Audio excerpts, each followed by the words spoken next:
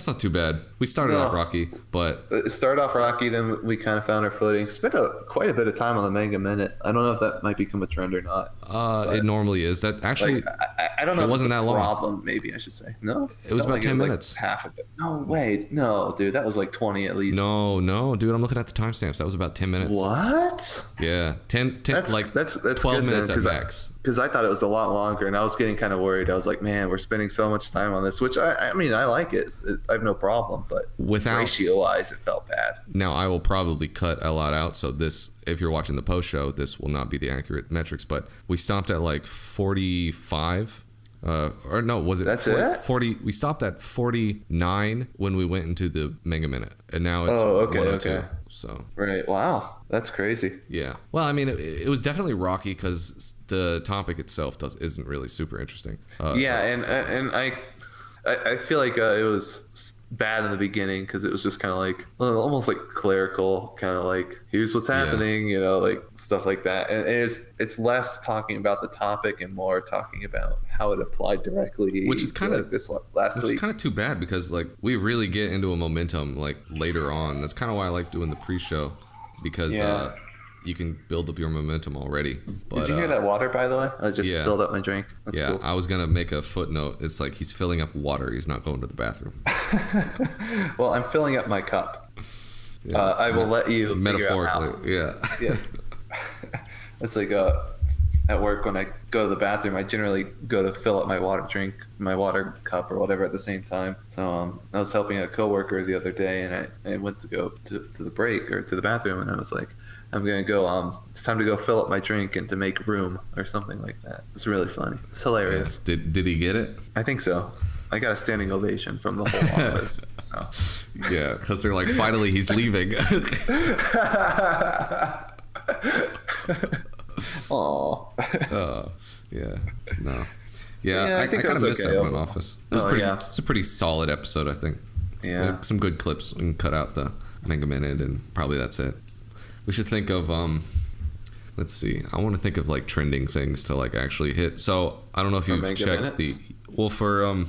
for Manga Minutes, but I think we're hitting like a lot of the ones that like we just hit 2 giant ones, and we're not getting too much traction on that. So I don't know if that's going to be too important. But I don't think we can micromanage that too much. And I also don't mind. Like the way it started was I wanted to do interesting mangas that were like up and coming, maybe only had a couple chapters out, and are just cool ones that I think are really cool and like will potentially be interesting. And I definitely don't mind going back to doing some of that. And I think we'll work it in, and it's all different levels. I think like a 50-50 is probably a good ratio. Yeah, I like that as well. And I don't because know. Like we don't have the audience base to make a difference to like recommend really cool stuff to get it to like catch on. Yeah, absolutely. So and also people do like to hear about stuff that they're familiar with. Yeah. Like I was just watching Hunter x Hunter videos on YouTube today. It's like I've seen the show. Like I don't need to see this analysis of a character, but I'll just watch it anyway. Yeah. Well, I don't know if you keep up with the analytics,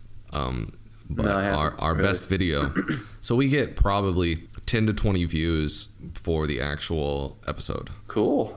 Clips range anywhere from the post shows are really bad because I don't put any SEO on those and there's nothing in there. That's like 2 or 3 views. The pre-show didn't probably do well because nobody knows what that is. Those are like just extra filler kind of stuff. Sure. If you want that more content, I don't know if I'll keep doing that.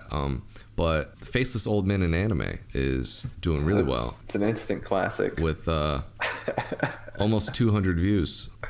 Oh Lord, dude, that's insane. Yeah, that's like as many as we have total. Pretty much. Actually, I think total we have. Let's see. Let me pull up this thing real quick. We actually lost 1 subscriber last week, so I'm sorry. Whatever we did to you. So we have about 600 views. Crazy. Yeah, but if you think about it, we have 36 videos up, so you think we'd have some? Yeah, I don't expect to be successful, so if any success comes our way, then it'll be a nice surprise. Well, I think it's so. I have been re-listening to the podcast episodes, like when I'm at the gym or something, just to like make sure that everything's turning out well, and it's like you need to listen to your own stuff to see where you can improve and things like that. And I actually can I consistently find myself either laughing at something we said, or like forgetting what we said and then like recalling it. It's like, oh yeah, we did talk about that. And I think it's fun. I like it. And I think there's some solid content there if somehow we can just market that out in a way that people will want to listen to it. And apparently we have, at least some subscribers that like to listen to it. So I'm always very grateful for that. For me, I think it's more like I want to tell myself that I don't want listeners because I don't know how to handle that. It's weird. Well, no. It's that's a fear of success where it's like, or it's also a fear of failure. Scared of success. Well, it's also a fear of failure because if I'm more scared of success in all fields in life than I am a failure. Well, it's like if I say I want 100 subscribers by the end of the year and I don't hit that, then that's a failure. But it's like, I would be even more scared if we had 100 subscribers, because then you feel like, oh, dude, now I'm kind of like on the hook to do something of quality. It's a weird dynamic for me. I think. Well, I kind of have that with the other YouTube channel that I do, but I mean, it's always felt like a blessing to me. Right. The only time I don't like it is when I realize like, oh, I should really put something out this week or put something out like, and I don't necessarily want to do it. But it also keeps me not honest, but it keeps me doing that thing doing the scheduling thing we were talking about, like on a schedule, which is good. Yeah, that's pretty important to do. Yeah, and it's like I've definitely improved as a video editor and a speaker and things like that. And so so that's one of the reasons why I wanted to do the podcast, was because to actually be able to freeform thought, like Mike Rowe pencil selling type deal, is like a big deal. So I could use that for the YouTube and all different types of stuff as well, giving speeches and things like that. Yeah, I agree.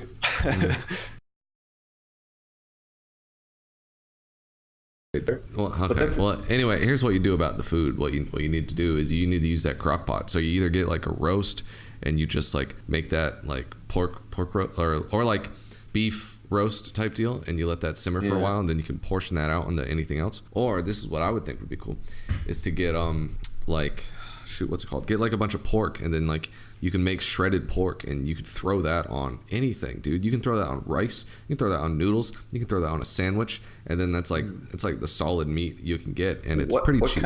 What kind of pork do you get for that? Just like pork rump or something? Is it like in a? No, I don't know. I have no idea what meat would I buy to do that. What sort? I thought you said no. What pork cut used for pulled pork used for? No, it like autocorrected, instead of pulled pork it said schnitzel. And pulled pork isn't that good unless you like lather it in barbecue sauce. Nah, you can do ways that are like, that's like the lower. Let's see. Pork shoulders. Oh, but they're rarely available in grocery stores. Otherwise we recommend go to a meat store, a butcher. A Boston butt, which is half of the shoulder. Or just put bacon in there, who knows? Oh, you know what? When I said pork initially, I meant ham. I think I'll just get like ham and like chop it up. Cube it? Yeah. I mean, I don't like it, but if it's something you like, then go for it. I don't like ham. There was a time in college when I would make burritos out of ham, rice, and pineapples. It was good. Oh my God. I can't believe you weren't arrested for that. It was good. Ham and pineapples work. Let's see. Picnic roast pork. Links. Let's see, pork picnic whole. So they have like, bless you.